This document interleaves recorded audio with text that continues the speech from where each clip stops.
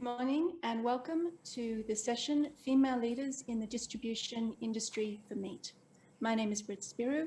I'm a lawyer and a scientist who's worked for 20 years supporting the innovation of agricultural systems for the Australian government.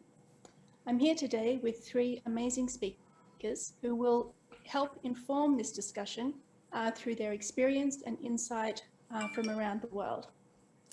The first person I'd like to introduce to speak today will be Laura Ryan. So Laura is a marketing and management qualified expert and has worked for the Agriculture and Horticulture Development Board from 2007, working her way up to the Sector Strategy Director for Beef and Lamb in 2015. While she was there, she founded and became the global chair of the Meat Business Women, and in that capacity is speaking with us today. Welcome, Laura. Thank you, Britt. Fantastic to be with you.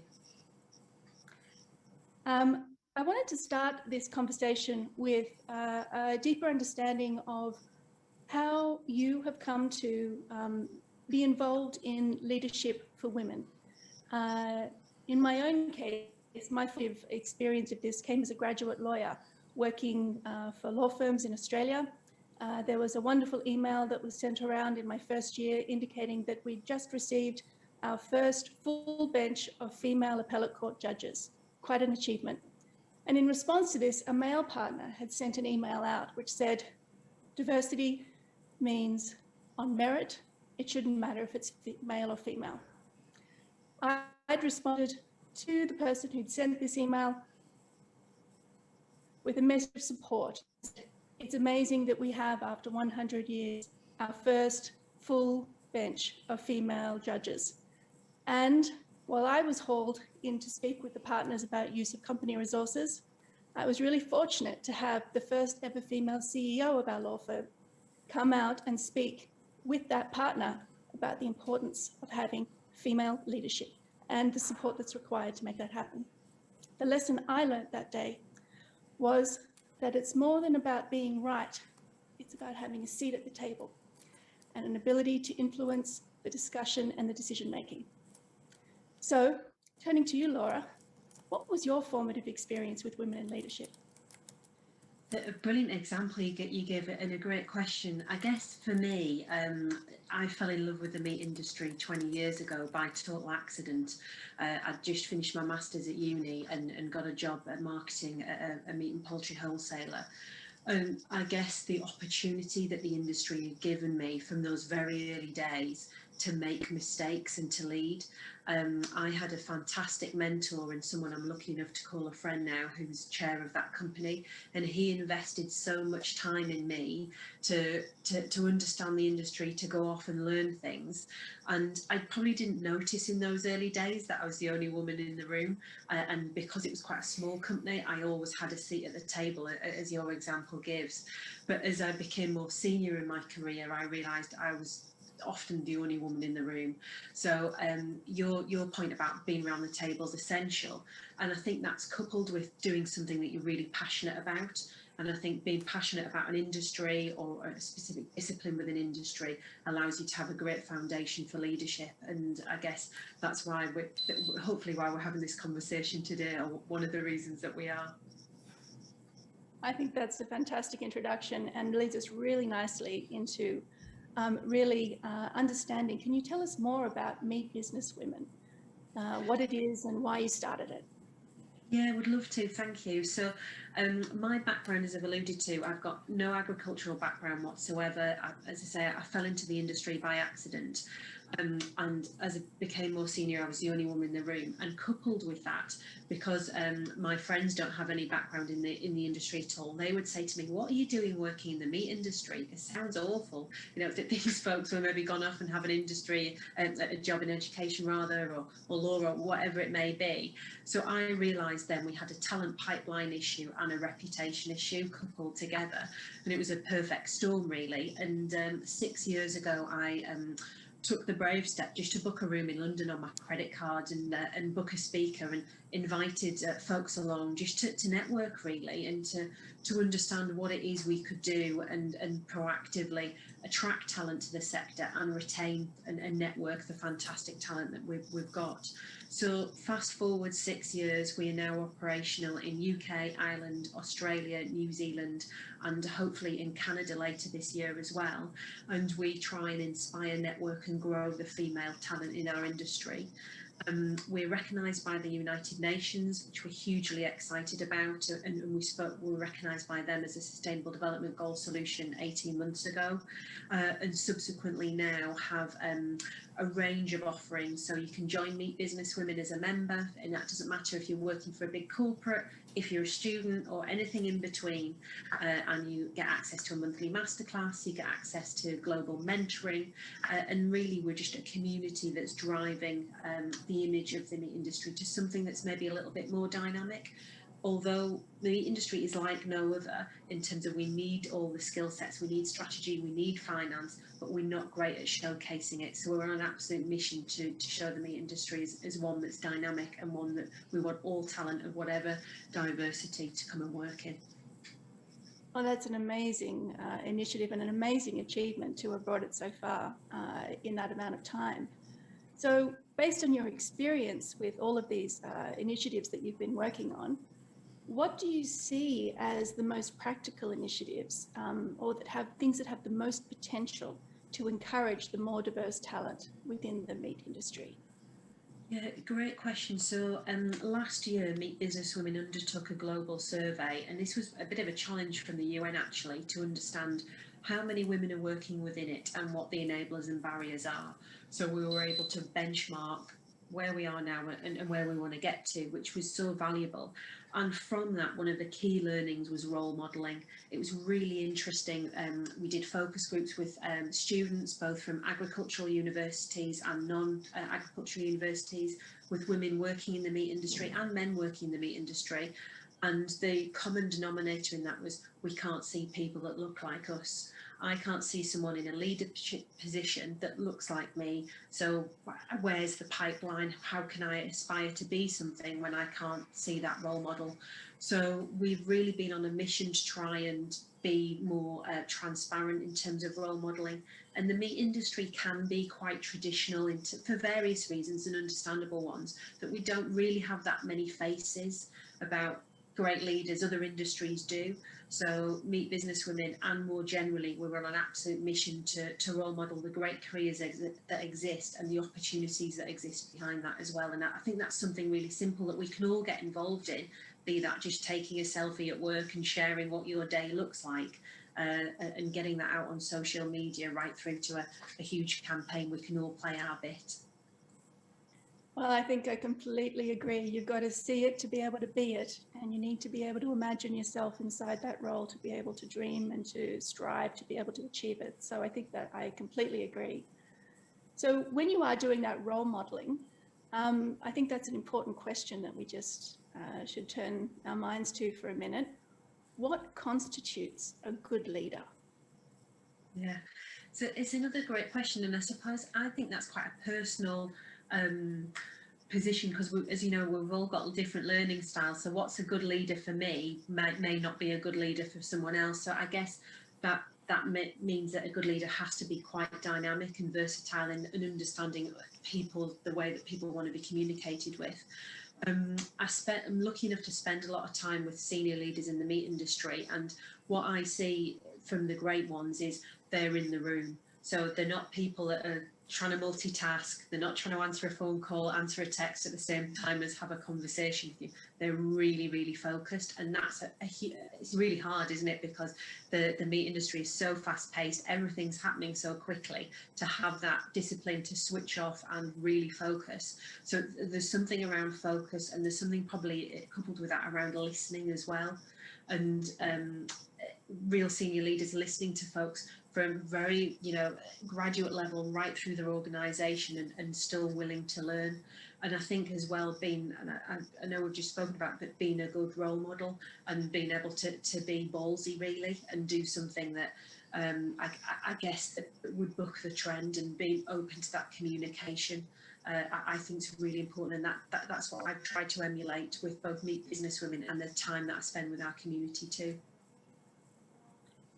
I think that's amazing, and I think it, we've seen some amazing research coming through in relation to the value of female leadership, that female leaders around the world have done better at managing COVID, roughly 6 times the less number of deaths.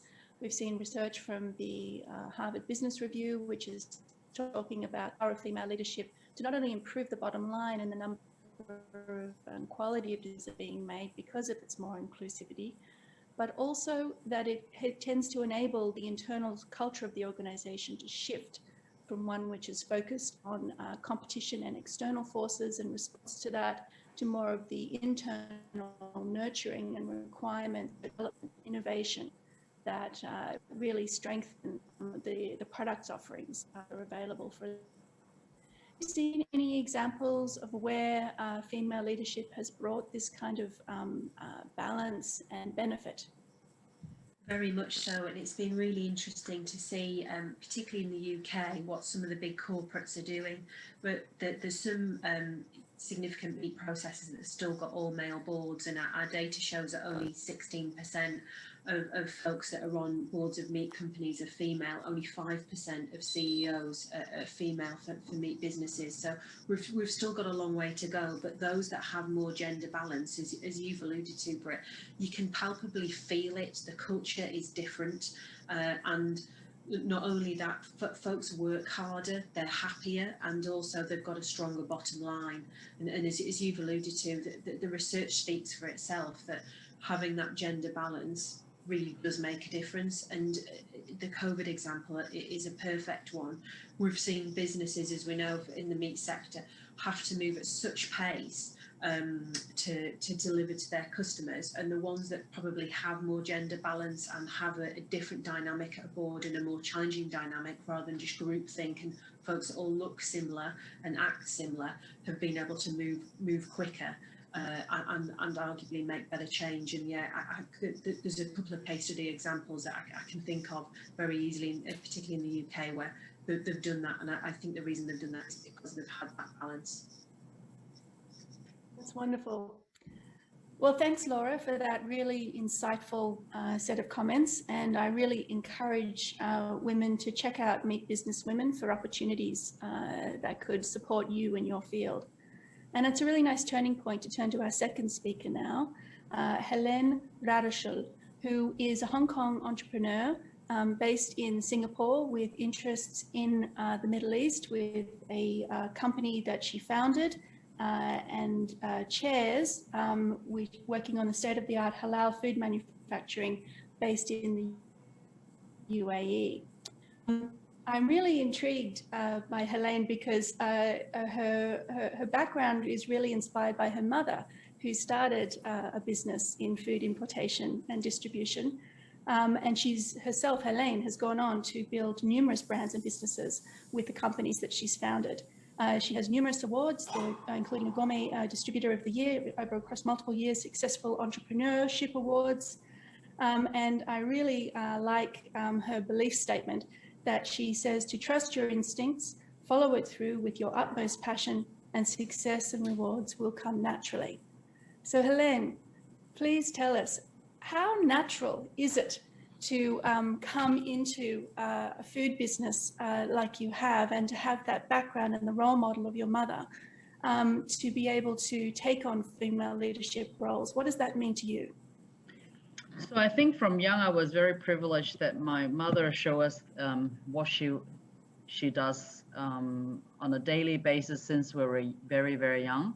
I think from my recollection, I could say that I started maybe at 5-6 years old. At that time, we had the opportunity to learn a lot of food products from around the world. That was in the 80s. As you can imagine, Hong Kong at that time was also not that sophisticated in terms of food selection. But we were one of the companies, my mother was one of the companies that brought in very exotic products. At that time to us would be the likes of European cheeses, even berries, and all these things were exotic at that time. Australian meat, all that, Australian lamb products was very, very new. But we had the privilege to experiment a lot of these products because of my mother. And I guess because from young it was that way, I don't see that female leadership or female presence in the food business is anything wrong.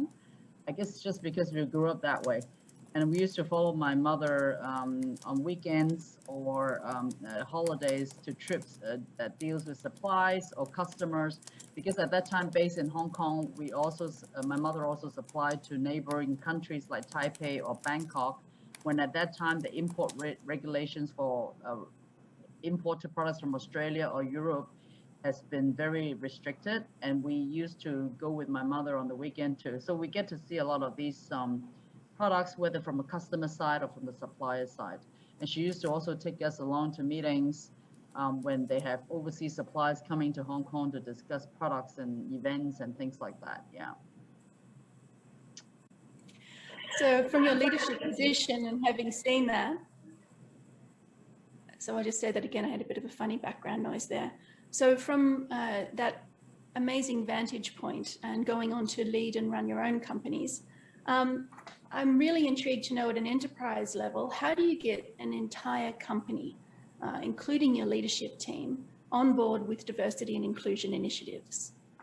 Well, so I think that the first thing is the founder of the person in charge, or you know, today, I think that it is very important to lead by example.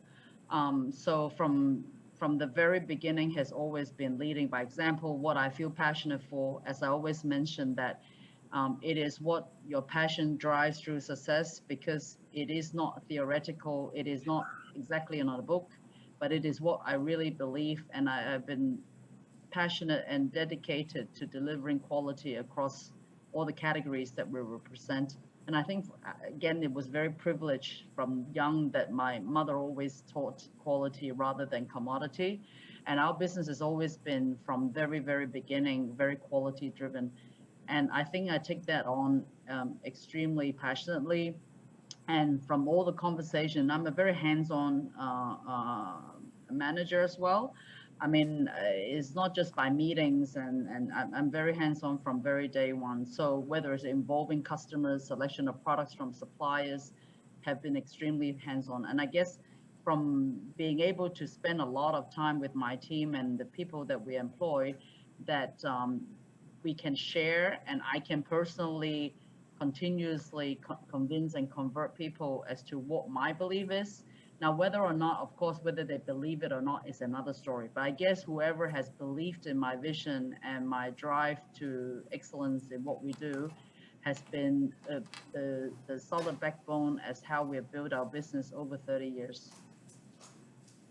That's it's amazing. I'm getting some feedback here. Is anyone else getting that feedback? No? Okay, I'll start that again. That's an amazing commitment over 30 years to personal investment in success and quality in your business there. And I guess in terms of working at the enterprise level, growing employee empowerment within your organization to take leadership themselves within and on these topics, how do you see them? Does your HR group support you to do this? You know, how do you get your employees engaged and thinking about these issues? Well, so I think that from the very beginning, because I've always been sort of at the helm of the organization, and it's really, I'm really, like, how do you say, we treat everybody like part of the family. I know that it is impossible if you employ thousands of employees, that is quite difficult, and the only thing that you could hope and wish for is that the leadership team, or the team that has influence downward, that has the same, how do you say, passion as you do. And but these things doesn't happen overnight. Even when we talk to new team members, it does take time to engage them into the culture of the company. And actually, the culture of the company is really the leader, how they see the vision of the company moving forward. And once again, I strongly believe in leading by example, and how do you say, doing what you preach is extremely important. And one of the very key things about us is that we continue to drive our business through things that we believe in. And most of the time is more so as well that I engage our team members as part of the conversation to make certain decisions rather than just telling people what to do. It is as well more so that it is a together decision rather than just from one sided. So most of the time I always say that first you need to sell your idea to your team before they can sell the idea to somebody else. That's really strong advice, because it is very much about leadership in this space that we're discussing, and I guess giving people that permission to be able to think about these issues and to be able to take them forward. Most of the time, by that time, the team members think that is, by the time we start the discussion and talking, at the end of the discussion, what we wish for as senior management is that they actually thought is their idea, it's not the senior management's idea. And then when they execute the actions, is more so is their own baby, is their own project. It is definitely much more effective that way. And if you talk about as well female leadership, convincing or encouraging female leadership, I think in general, our organization, not because I'm a woman and my mother is a woman, that continues to favor that. In fact, we most of the time, we do not think, actually for all my years, and I'm serious about it, that I never think that, oh, because I'm a woman, I need to drive more female leadership in the organization. We encourage performance for sure, but we never, how do you say, we never take a woman as with another set of glasses. So for example, in our business, we have butchery, we have production leaders, where we have also employed a number of women leaders in those divisions, where we don't see that. It used to be like, oh, if it's a woman, you can't be in the butcher, you can't cut meat, which is wrong. I myself cut meat, and I learned how to cut all the fish and meat myself. So we never see it that way. But I think that, yeah, driving by example and making sure that the idea is a decision together is so important. Because you speak a lot about your commitment to quality and that only the best really will do. So how do you use this concept of the best inside your organization? How do you define the best to help people to think about these kinds of initiatives? Yeah, so training is a huge part of our organization culture. In fact, training in terms of, and lucky for us, our training is a lot of tasting really good stuff from around the world. So people in general love that idea anyway. It's not like just sitting in a meeting room and start learning. It is start learning through experiences.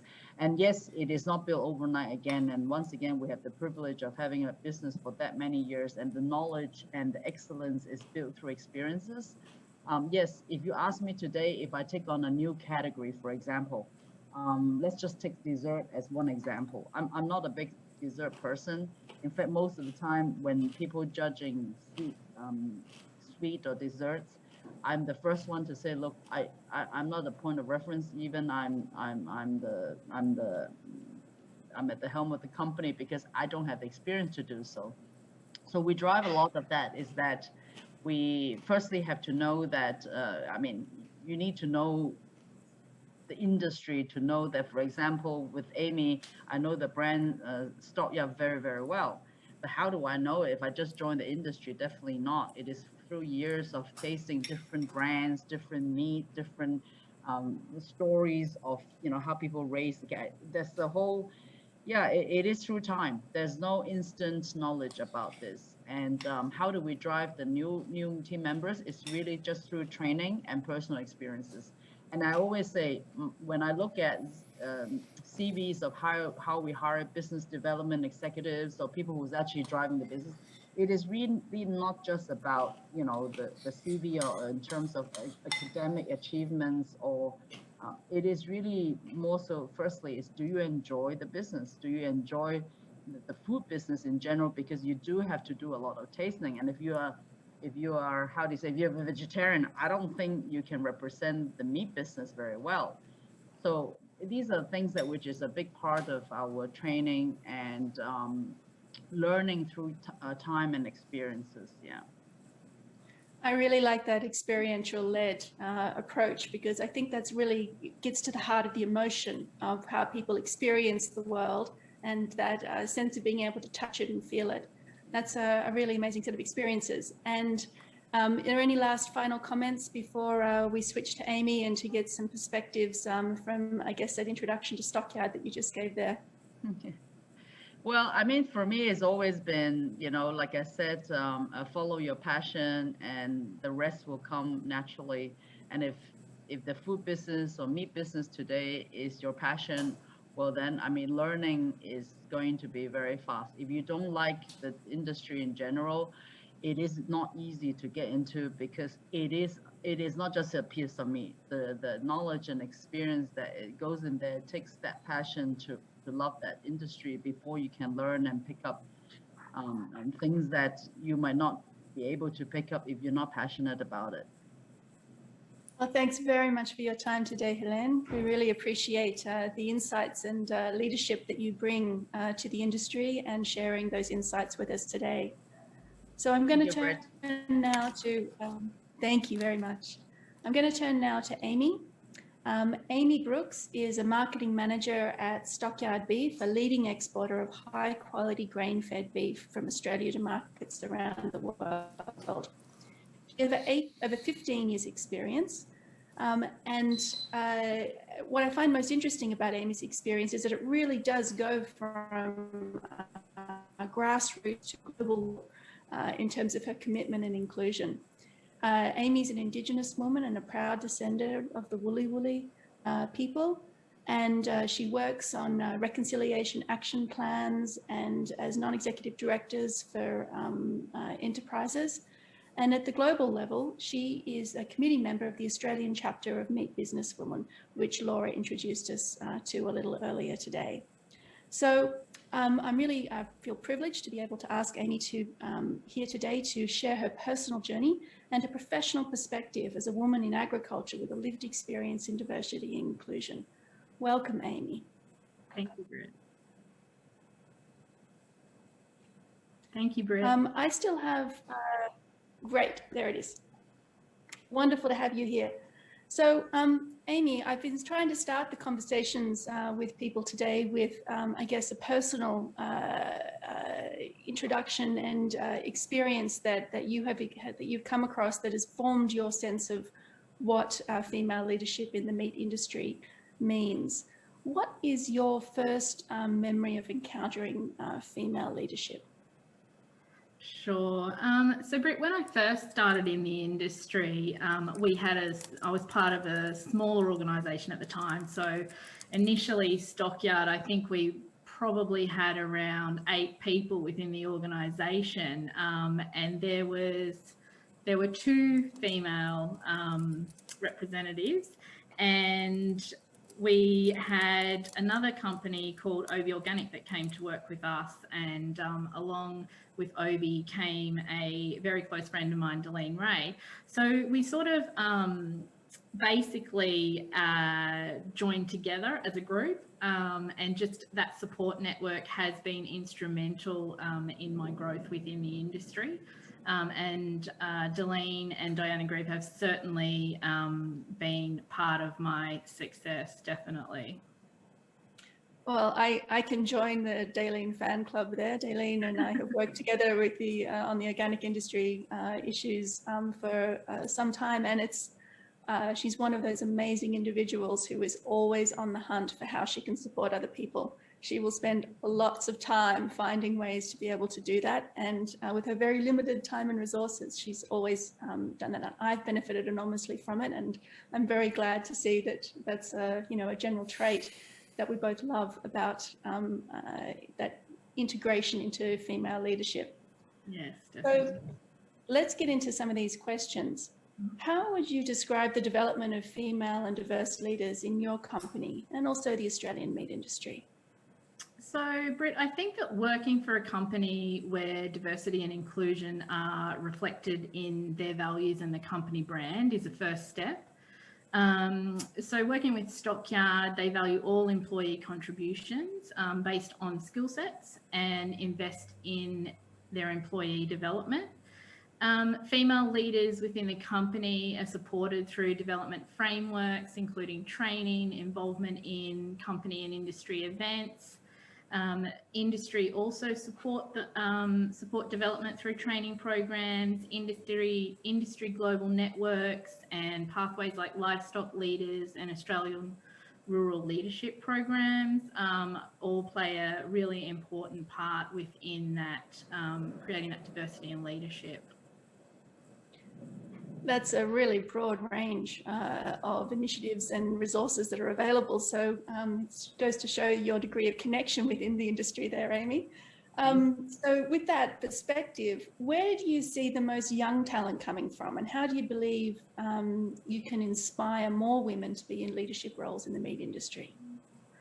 So most of the young talent, I feel, are coming from people who already have a connection to the industry.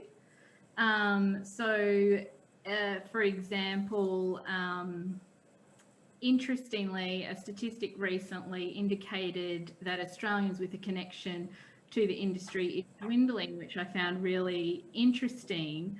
And it's something like less than 4% of Australians have a direct connection or know someone who is involved in the ag sector. And that's a really interesting statistic. But we try and encourage women into the industry by being inclusive and enthusiastic, embracing diversity and creating your own opportunities. So Meat Business Women is definitely, an organisation that facilitates bridging the gap between industry direct and non-direct employees through their events. And I think, finding those events that you can attend and then inspiring through showcasing what others have done and pathways that they have taken and providing support are the foundational key elements. Yeah, it's going to be, I guess, a slow and gradual process as we know, as things evolve, and having access to resources and role models is a fairly consistent message that's coming through from all three speakers, to be able to do that, and organisations like Meat Business Women and others that provide access to those networks and support to help people with external support to work in their internal organisations to do that seems like a really important aspect.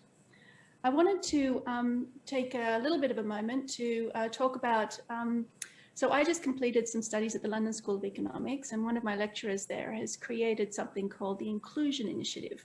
And an important element of what that is that if we get inclusion right, there are big gains for the bottom line.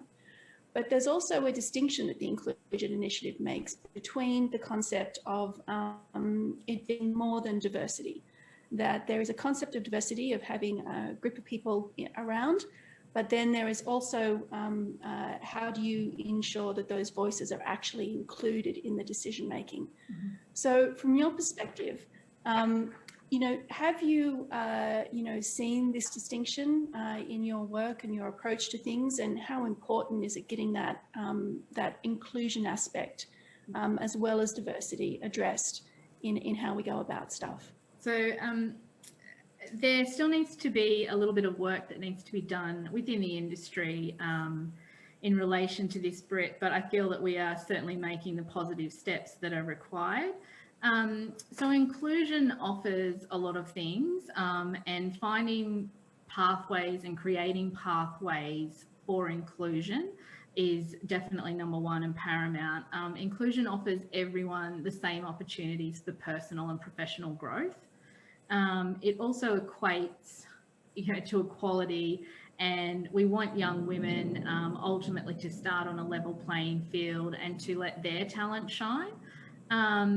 So inclusion is certainly can never be underrated, and the most important thing that we can do in supporting female leadership is to ensure that we actively are participating in all the arenas that we potentially can, and in also assisting in creating some of those pathways so that we can forge the way ahead.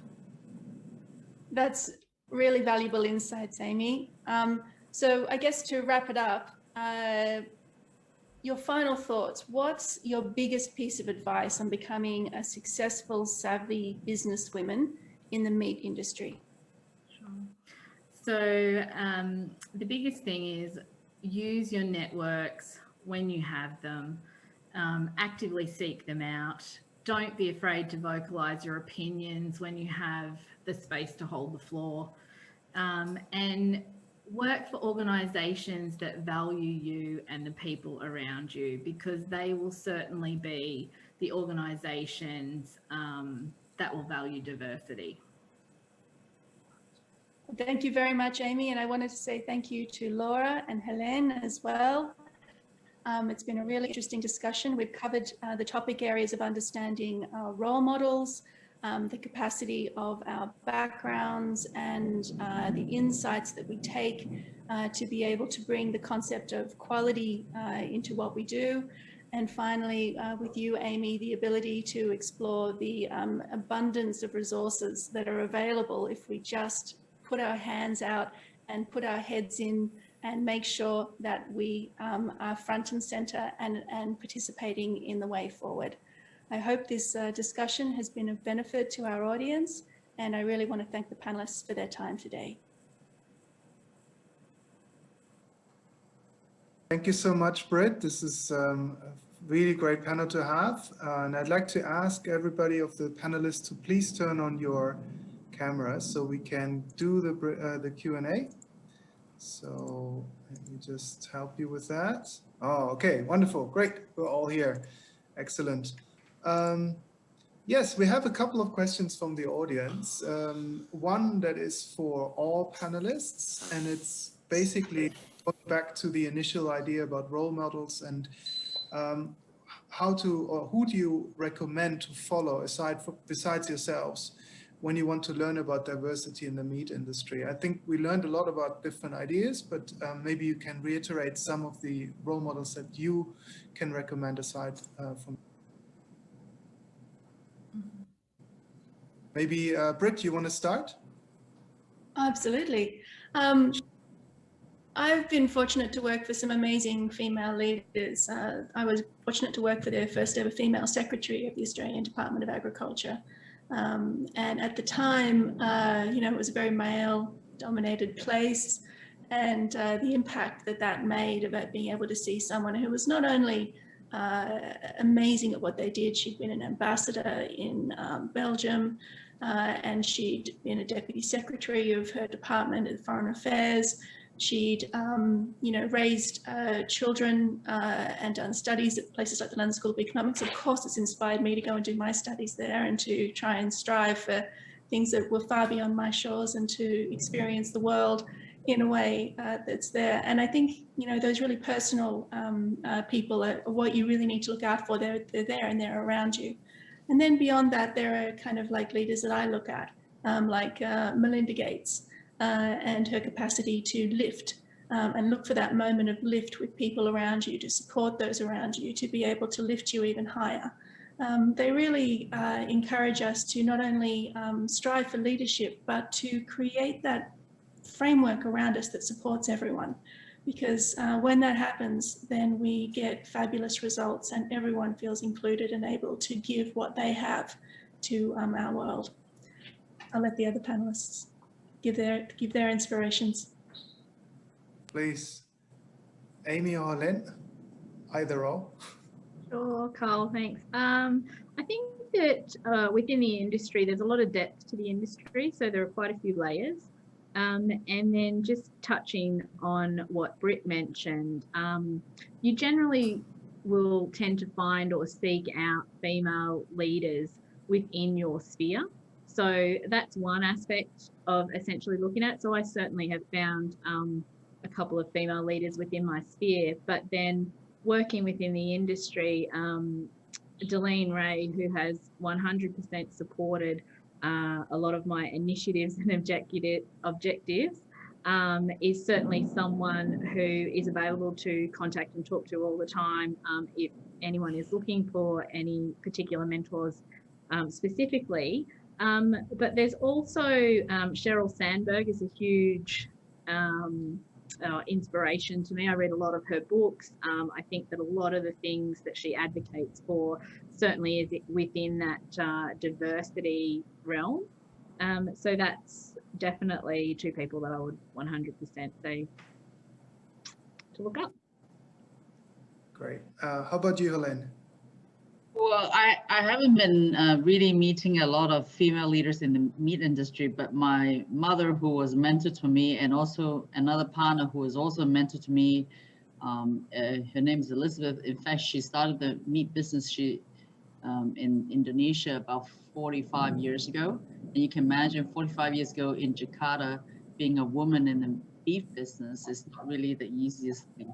But I think those two women has been the greatest mentor for myself. And if other people are looking at other things, that I'm very in touch with the consumer base. So a lot of chefs today are brilliant chefs who are female and cook a really neat piece of steak, not just a male-dominated industry. But I have to say, 99% of who I deal with on a daily basis are male.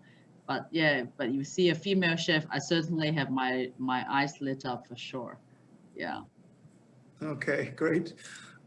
We have a question that comes in for Amy, and it's basically looking at your background and experience and how it had prepared you to be effective in the environment that historically hasn't been so diverse. So has it made you a bit stronger, or how has your background been, helping you out just to become who you are now? Such a great question. So strength and understanding and acceptance of who you are as an individual and your heritage is certainly one of the foundational pieces. So essentially, my background has been diverse, has certainly presented a lot of unique experiences. I essentially have been fortunate within the industry. So my grandfather actually worked for the company that I'm working for now previously. So that is how I sort of fell into the industry.